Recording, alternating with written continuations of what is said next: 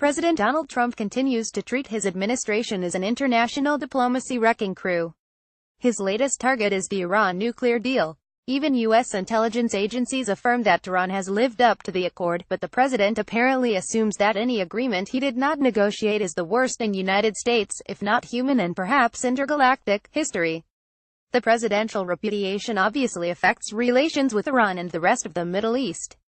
But the repercussions reach far further.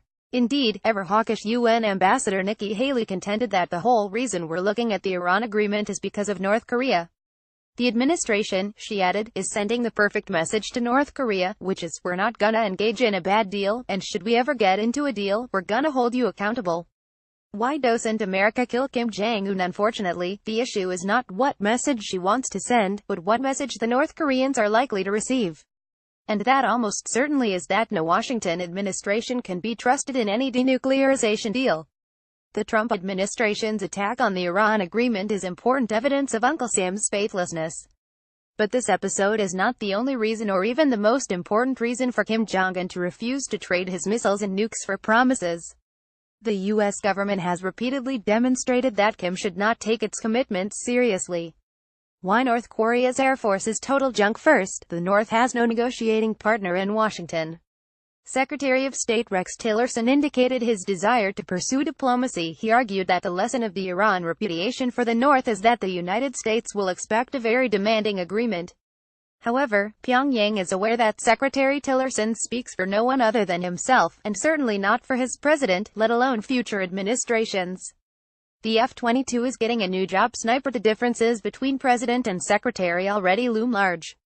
The two disagree over NATO, the Saudi-Qatar dispute, the Iran deal, and talking with the Democratic People's Republic of Korea, among other issues. President Trump even warned his Secretary of State via Twitter not to waste effort and time on negotiations with the DPRK. Moreover, the secretary's tenure could be short. He faces near-continuous rumors of possible resignation and has refused to deny that he called the president a moron. Why would the Kim regime treat seriously anything proposed or said by Secretary Tillerson? Ambassador Haley appears to better represent the president's blustery, threatening, and thoughtless approach.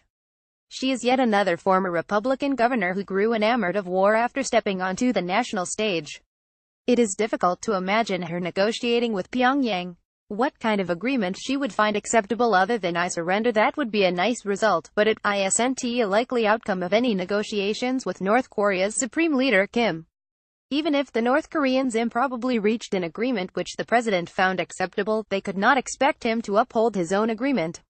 Donald Trump abandons policy positions without a second thought. He sharply criticized Asian, European and Middle Eastern allies before embracing them all, even Saudi Arabia, which he had accused of funding terrorism. He went from advocating even-handedness for Palestinians to promoting the extremist demands of Israel's liquid government. The president once said he'd be honored to meet Kim, but then he threatened to send the Armada and totally destroy North Korea. It doesn't much matter what he thinks about the DPRK today.